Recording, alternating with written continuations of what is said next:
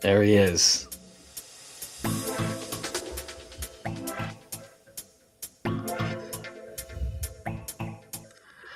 Hello, everyone, and welcome to the OCNJ Local, your podcast for everything happening here in America's greatest family resort.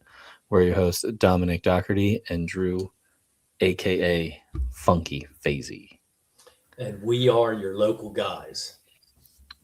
You know, when I do get around to upgrading the studio and doing all these things, I think I'm going to leave this music, Drew. It's I love it.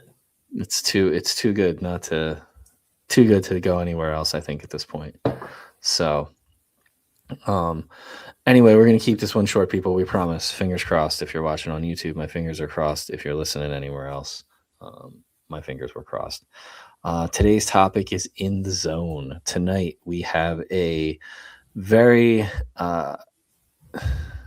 anticipated meeting of the planning board, something that not really doesn't happen very often, I should say.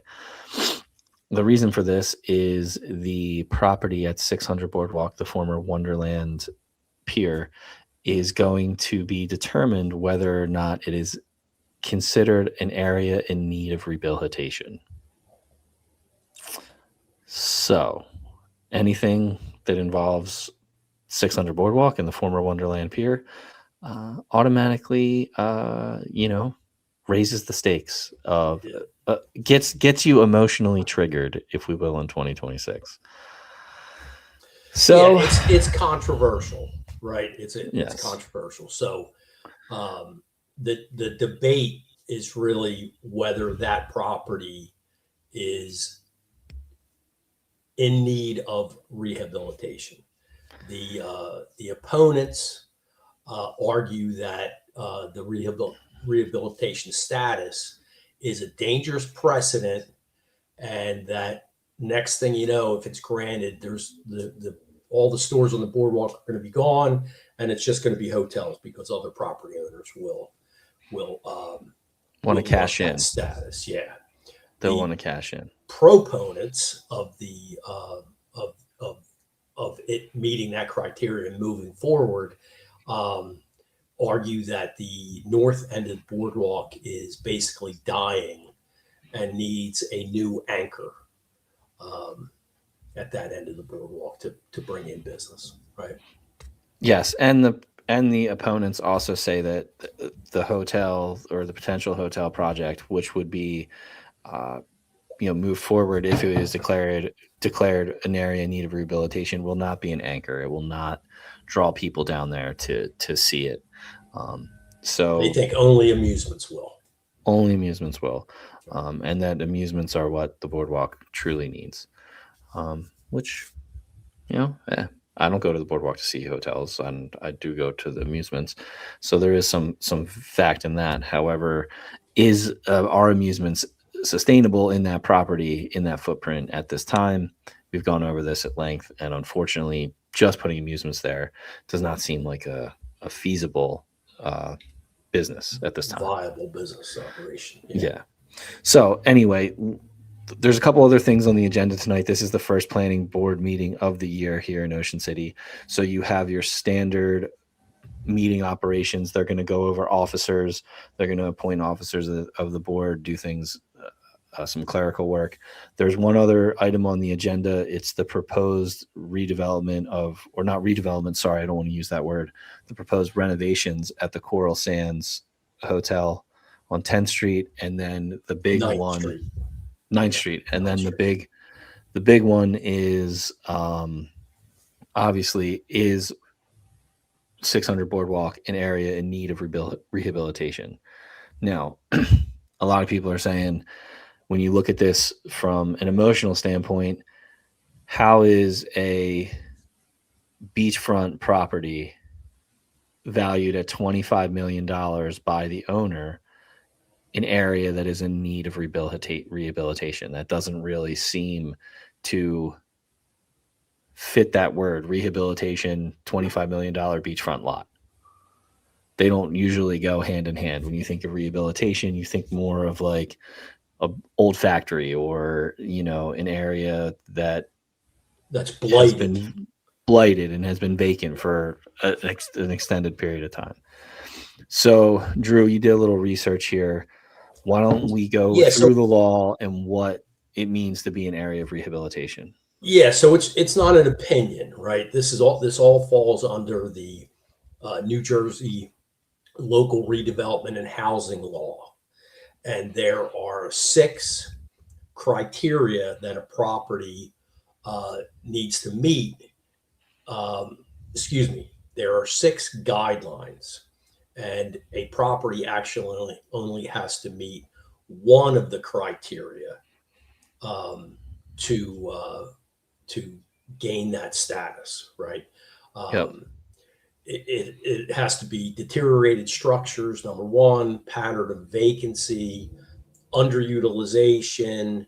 The other 2 are, help me out here, Dom.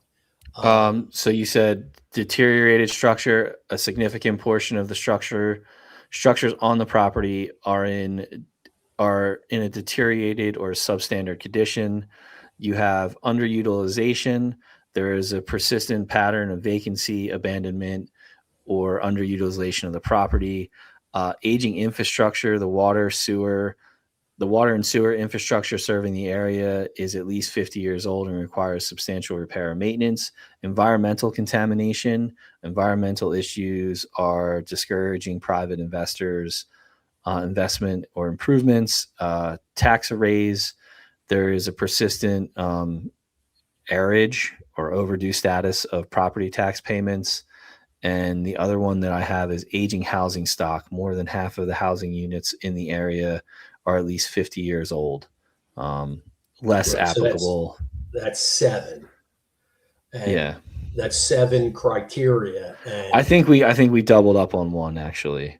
I think the underutilization and the pattern of vacancy were kind of lumped into one in the research that I did. okay, they're actually two separate items, Oh, and really? Wow. yeah, they're 2. Pattern of vacancy is one, and underutilization is the other. Okay. So if you, well, we can talk about those. The pattern of vacancy. So the property, the amusement park that sat there for generations closed down in October of 2024, as you know, and it's a 2.5 acre parcel. This past summer in 2025, there were some stores that were 4 open, businesses in yeah, that area. on the boardwalk that took up a pretty small footprint of the building that sits on the boardwalk, but the rest of the property sat vacant. So, you know, most of that 2.5 acres sat vacant. So, I guess the question is, does that meet a pattern of vacancy, um, So or so before we is it before we get into underutilized? the Go ahead. but before we get into this, I think the most important thing going for this is to take all emotion out of this when looking at this. Yes. Take all of the emotion that you have connected to Wonderland, all of the emotion that you have connected to this debate, to everything surrounding the property, and just look at it straight in a factual perspective. Which Not, is what the well, planning board is going to do tonight. We were talking about them only focusing on this law and these criteria, right? correct. So, Not nothing about the potential use. It's not about a hotel. It's not about wanting the amusements to reopen. None of that. yeah. So if you do plan to attend the planning board meeting tonight, they've put out a specific request that if you do wish to make public comment, you speak only about the property and whether or not it is considered in need of rehabilitation. Anything talking about a hotel or a future project or zoning or anything that is outside the scope of does this meet one of these criteria in the law will be considered out of order. And they're doing this just because, you know, at the last city council meeting, there were 83 public comments. the meeting was almost 4 hours long.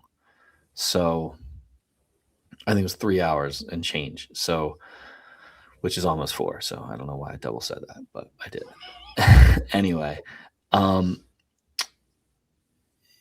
so again, if we're going to stick at this, do the same thing the planning board did here when we discussed this, you're right, Drew, is 4 properties on a 2.5 acre parcel of land, is that underutilization? The whole back half of the property was not opened. Everything was contained in that front warehouse section. So yeah, I would say that's a big underutilization of a prime space. I would agree, but I think so the pattern of vacancy and underutilization are probably the lesser of the criteria that property meets, in my opinion. I think the deteriorated structures. It's pretty common knowledge that the upper deck pilings are, for all intents and purposes, shot and need to be redone. Right. Um, in fact, I think I'm sure there was an engineer study that was presented that they estimated between $7.5 and $10 million worth of infrastructure improvements necessary for that property, to that upper deck anyway, to be safe and sound. Yeah, So so I think that's the right area. there meets that criteria for sure.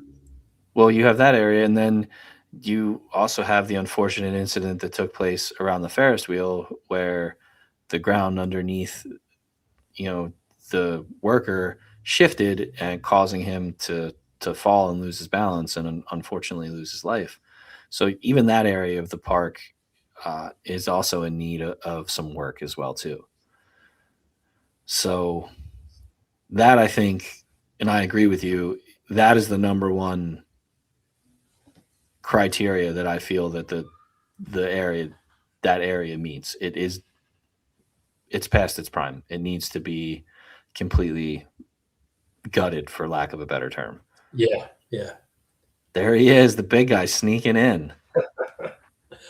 Um, so, we're talking about this, and the planning board is going to discuss this tonight, but they're not coming into it blind, right? No.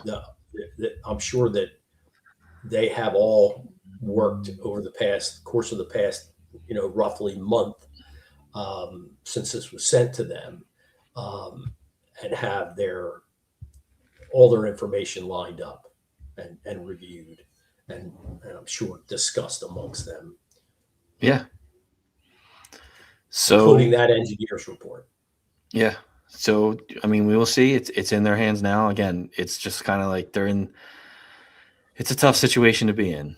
You know, you it's hard to take emotion out of an emotionally charged subject, and that's what they're going to have to do tonight. They're going to have to make a decision based on facts, based on criteria of the law, and not on how they feel about the property and the city. So,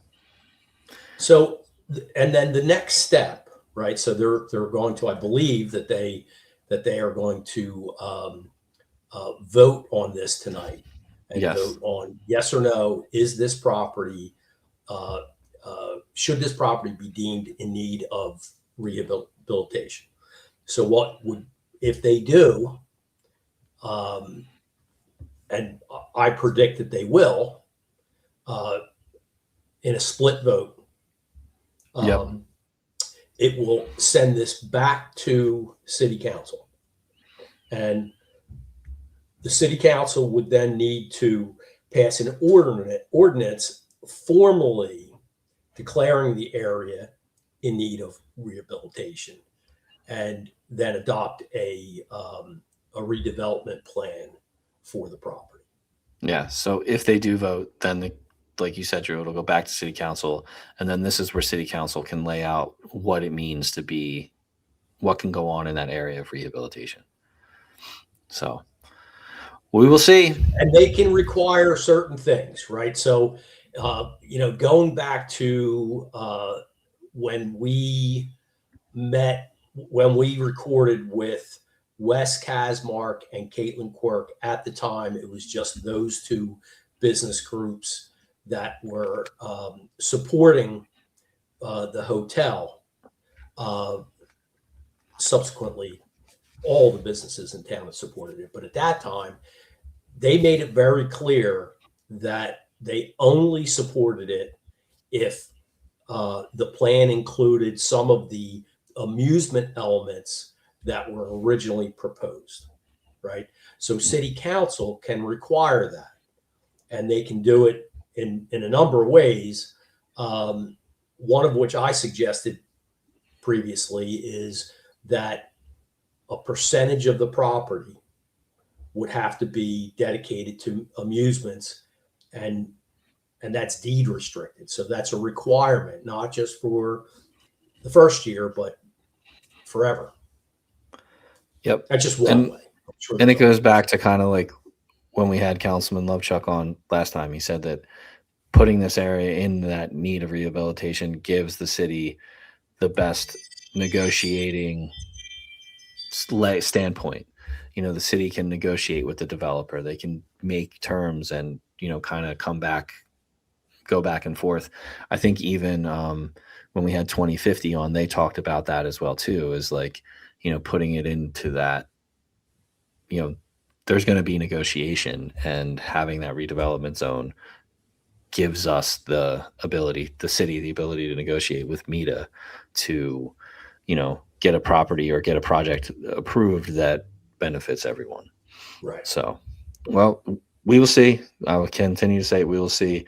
As of now, I'm planning on going up there and doing a little bit of live streaming to bring the planning board meeting to everyone.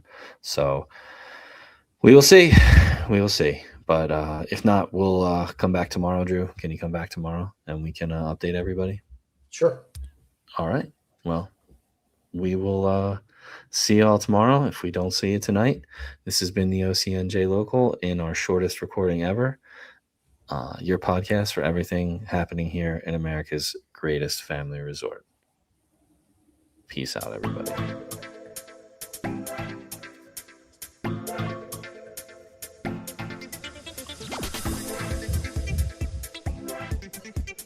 Got the tongue out there, Drew, on that one. That was a good beat drop.